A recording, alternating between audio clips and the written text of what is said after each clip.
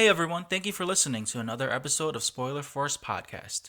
You can find more episodes on any podcasting platform such as Apple Podcast, Spotify, Amazon, SoundCloud, and YouTube. Don't forget to subscribe and make sure to follow Spoiler Force Podcast on Facebook, Instagram, Twitter, and Twitch. This is Ming Chen. I love you, Ricky. I love Spoiler Force Podcast. Listen to it, everybody.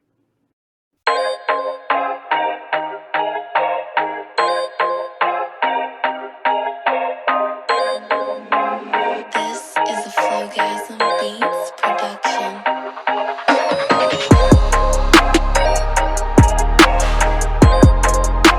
All right, so this is episode 102 of Spoiler Force Podcast. My name is Ricky, and thank you for tuning in. This week's guest, I have a writer, director, author of The Disaster Artist, Greg Sestero. Thank you so much for being on the podcast.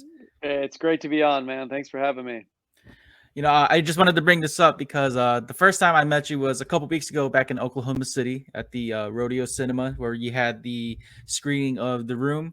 And, meeting you there in person, I was a bit starstruck. So I was kind of just stumbling on, on what I wanted to say to you and to speak with you, but to finally now get you on the podcast here. Again, thank you for your time. How have you been since then? I've been good. It's been crazy. It's great to be back out and meeting people and showing films. And I've had a really good time. We're heading to Salem, Massachusetts for a horror festival on Friday. So we're gonna kick off October with the new horror film Miracle Valley, and just get out there and have a good time. Perfect. Yeah, I think I know you've been showing and promoting Miracle Valley lately as well. Are you still not able to talk about it now since you haven't premiered it yet? Or Yeah, we can talk a little about the making of and the background, but yeah, we're going to be showing it in October, which is horror. Horror is my favorite genre, and it's a great time. But yeah, no, if you have any questions, we can talk about it. well, I just wanted to bring that up as well because after the screening of The Room in Oklahoma City, well, that audience was one of the first to get that got to watch your directorial. It's not your directorial debut, but is it your first movie that you're making in horror, right? It's not my first movie I've ever directed, so I pulled a Wiseau, wrote, directed, starred, produced. Okay, perfect. Yeah, and we got to watch it there, and you brought up like the ideas of cults, and that was kind of like the genre that you liked. Now, are you planning to do anything else besides that as well? Like when it comes to horror, like did you want to do like psychological or paranormal at all as well? Yeah, I'm working on a UFO abduction film at the moment, actually, which I thought would be a really, interesting world to dive into. I lived in Arizona for a bit, and I got really into that culture. And so, some of my favorite movies are Fire in the Sky, Close Encounters, and so I wrote the script for this new UFO abduction movie, which I hope to make next year. Perfect. And I just wanted to bring this up as well, since the audience we all tuned in and watched Miracle Valley as well. During those screenings that you've gone to, how was the feedback that you've gotten at all? I mean, people have got a sneak peek at it, and they were surprised by it. I think they weren't expecting something along those lines in that style. It's always important to show an audience a new film before they see The Room, because once they see The Room, their minds are fried. So ideally, you show them something new first, and then you give them The Room at the end. The Room is sort of like the cheesecake, the rich dessert that you can't eat anything after. So for the most part, people have really enjoyed what they've seen. And again, with this audience, you got to surprise them. And I think with Miracle Valley, it's something that if you love 70s horror and you like, kind of offbeat, entertaining, horror with some humor, I think that'll be something that you'll enjoy. And speaking of The Room, that was my second experience with an audience like that. The first time I went, I met Tommy back in Michigan of I think early 2019 in Royal Oak, Michigan. Yeah. So I got to meet him there, and I got to talk with him, and it's different. Like going there to see Tommy versus like seeing you. Like the energy is different. With Tommy, everything was really rowdy, and everyone was like throwing footballs, and I think there was people like dressing up like Tommy too, and he had like all the belts on and all of that, and it was really unique seeing him in person. Um, he's very outspoken as well. But then when I met you, you were like really chill and really relaxed about it. So it was like very opposite ends when it comes to meeting both of the stars of the room. Now, through your experiences with like the room screenings and tours, has there been anything that's been like outlandish to you at all, like when it comes to comments or just how people react to watching the movie?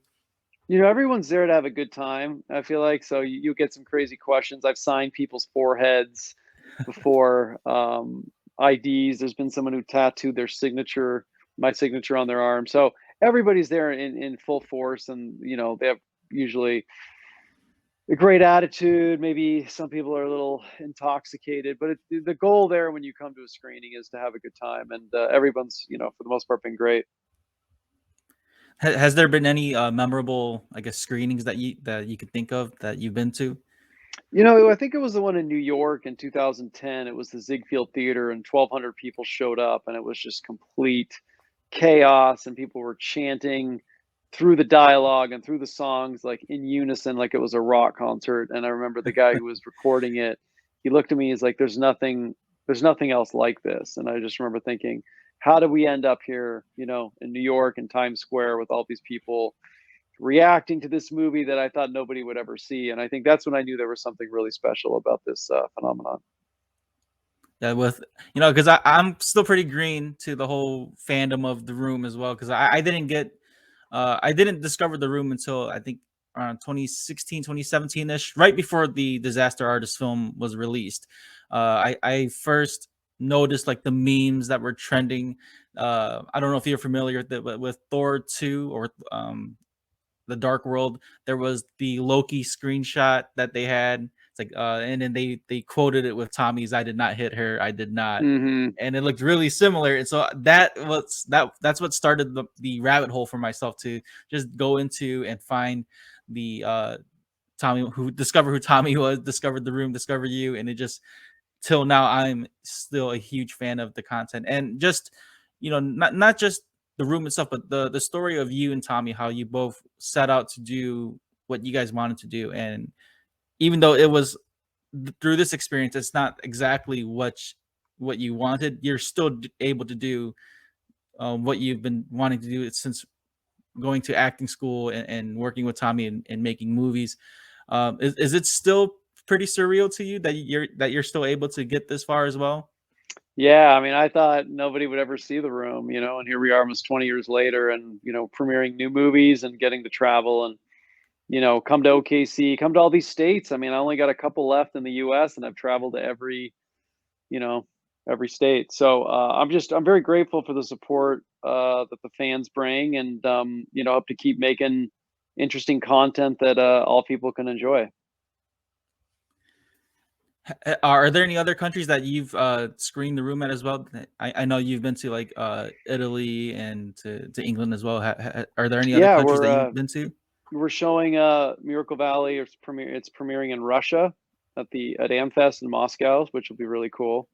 I've been to China, Japan, Spain. It's a movie that's caught on with a wide audience, and there's nothing crazier than going to Spain and seeing all these people excited to see it. So Has the room ever been dubbed at all? Through your experience, have you ever subtitles. subtitled? Okay. Best Friends, the new movie Tommy and I made, Best Friends Volume 1 and Volume 2, which is now on Prime and iTunes. It's on Netflix, Germany, France, Switzerland, and it's all dubbed there, which is pretty amazing. What's your thoughts on the impressions of, or like the voice actors that dub Tommy's voice? Oh man, that's a tough one. I think I'm probably the only one that can really nail Tommy's voice like I did in the audiobook. Because you got to be able to think like him. That's the secret. You can't just do a foreign accent. You got to be able to think like him. Being friends with Tommy Wiseau, that's got to be some special experience there. And you've been friends with him for so long. So, how how is it now, like being friends with him 20 years after making The Room? I mean, you still keep in contact with him, right? Yeah, I mean, it's everything you'd expect. I mean, like you said earlier, we're so different in every possible way, and we randomly connected on a dream that we both wanted, and we both helped each other out get a piece of it. So that's something you're going to be connected to for the rest of your lives. And I know he's working on a shark film. Is that something that you're still working with him? Yeah, he did a teaser, I think, 2.5 years ago, but that's all that exists right now. So hopefully someday he'll get that shark swimming.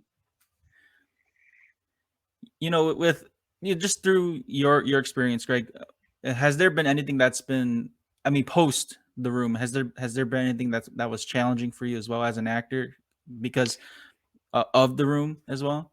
No, actually, the room was when I did the room, I was 24, didn't have really anything to lose. I had done Retro Puppet Master, Days of Our Lives, a few little things. So the room was sort of, I figured was a movie that nobody would ever see, and then all of a sudden people started seeing it and loving it. So I never thought the room would get me acting work because the content is so incomprehensible.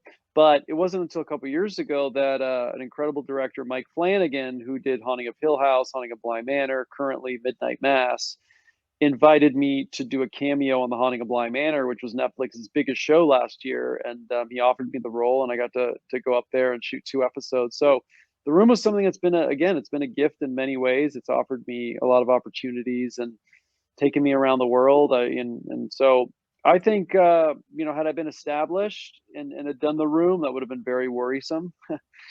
But I think for being an unknown and just getting thrown into this crazy movie and luckily having it fall backwards into something that people love is a gift. It's all the way you look at it. I could have looked at The Room as something I don't want to be a part of, but I saw it as a fascinating piece of cinema. And a fellow moviegoer myself, if people are intrigued by a movie, there's a reason, and there's something in this movie that people really enjoy.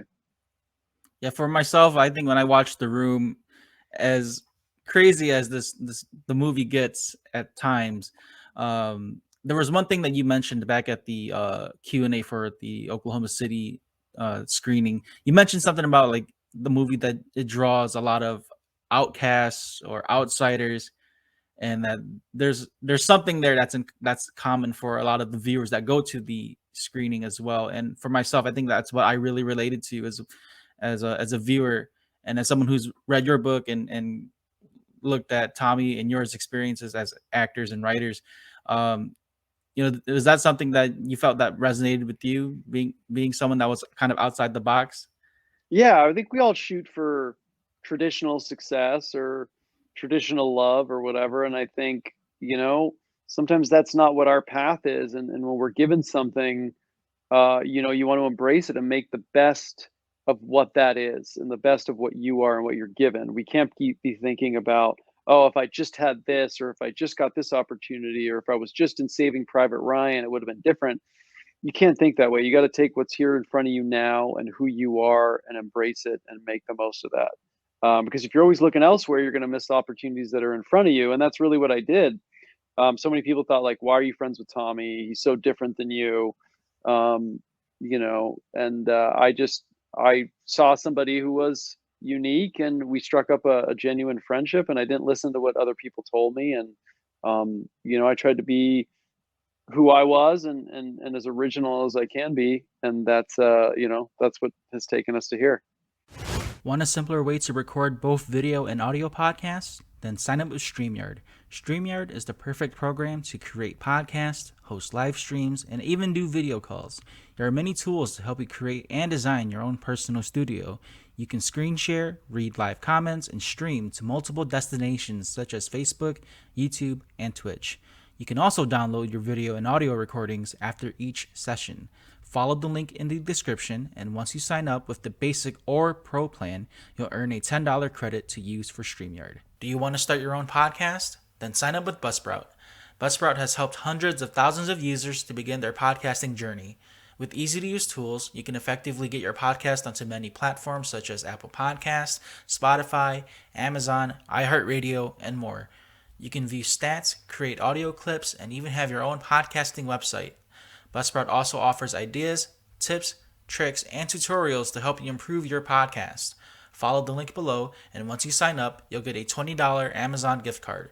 This will let Buzzsprout know that I sent you and also support Spoiler Force Podcast. Happy podcasting. If you're into anime, manga, or anything that's from Japan, Otaku Detroit is the place for you. Located at 513 West, 11 Mile Road in Madison Heights, Michigan, you can find a variety of manga books, anime figures, collectibles, posters, snacks, and even authentic items from Japan. Stop on by to see store owner Matt and let him know Spoiler Force sent you. Perfect. I really relate to that as well. You know, just being someone that is doing work or doing like the content that's a little bit different from everyone else, or trying to not follow the traditional steps when it comes to trying to make content or finding some sort of success. I think, you know, with the room overall, I think what's been done with this, it has been great. I love the turnout when it comes to like just seeing how you guys started from the beginning, you know, and just not knowing if this was going to be something that was going to catch on, and getting all of the, I guess you could say, like the negative aspects of it, just from all the bad reviews at first till now, where you see the success of like everything's been paying off for you and Tommy. Um, you know, with that in mind as well, there was one thing that I wanted to talk to you about as well, with the disaster artist and all that being successful. You and Tommy got to do a little bit of the Batman Dark Knight reenactment with Nerdist. Can you talk about how that experience was for you?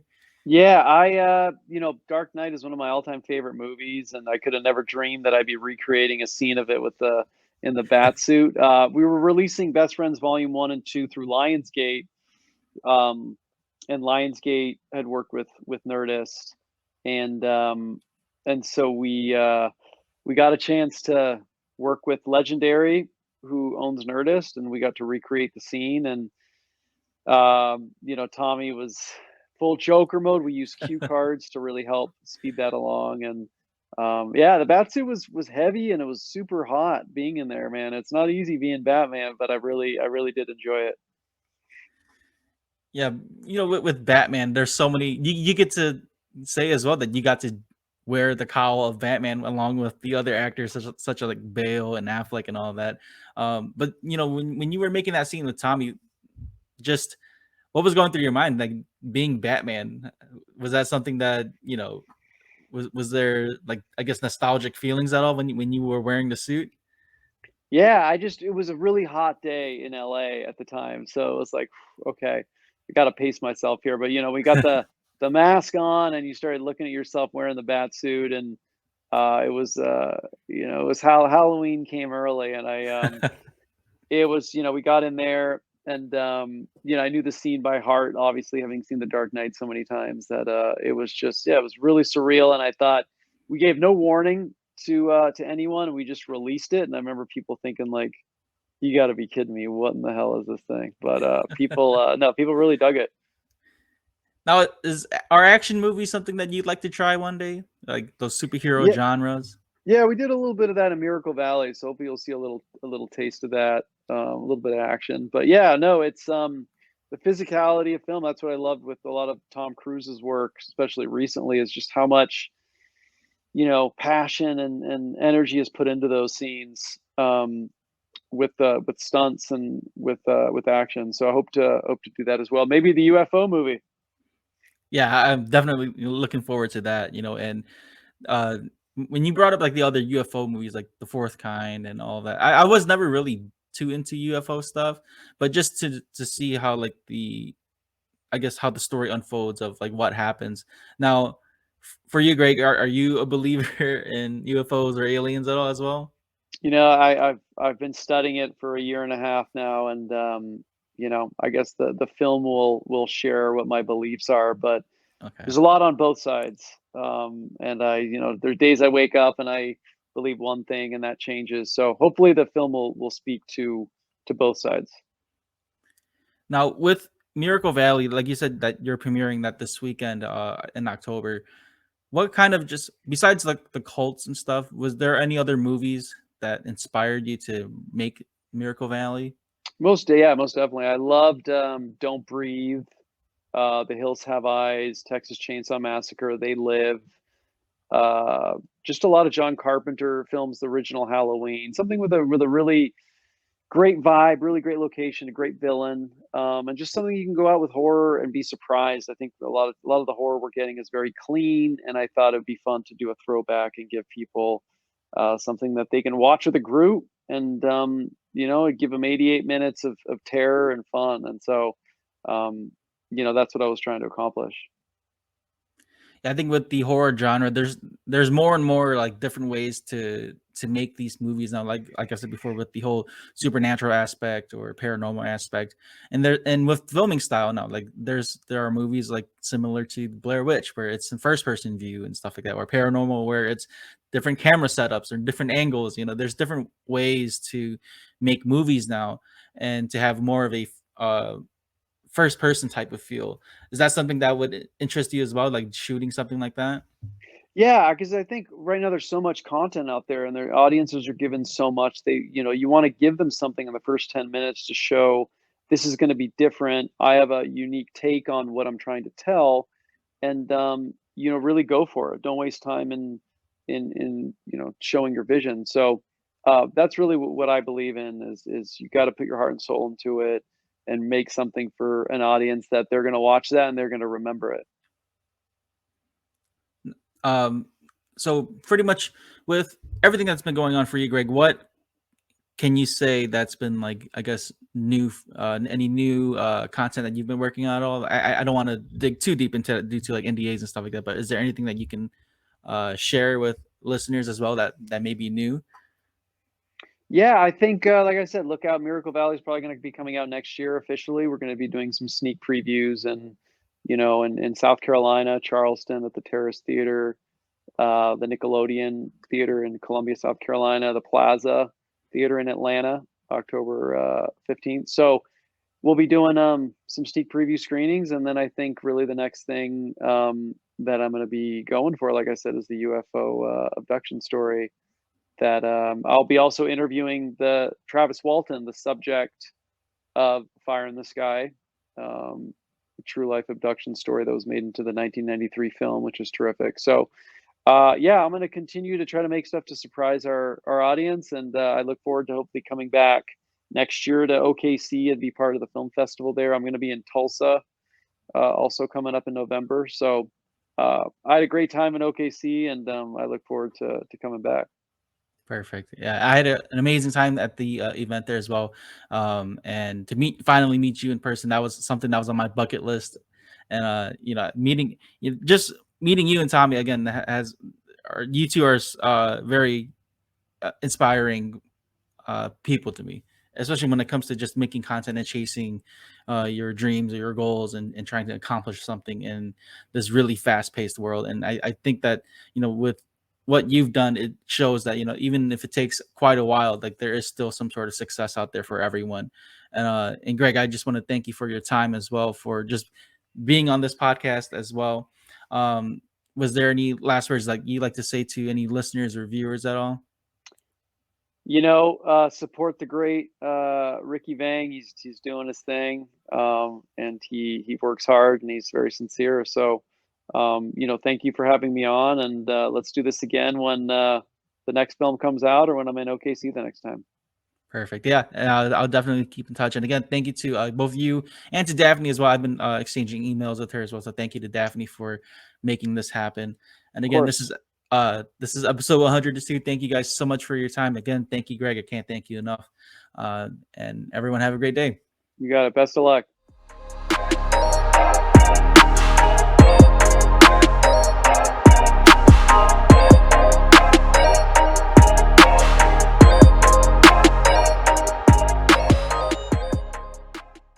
If you enjoyed this episode, make sure to follow, like, share, subscribe, and rate Spoiler Force Podcast. If you have any guest recommendations, comments, questions, concerns, or criticism, you can email me at rickyvang92@gmail.com or message me online on any of my social media platforms.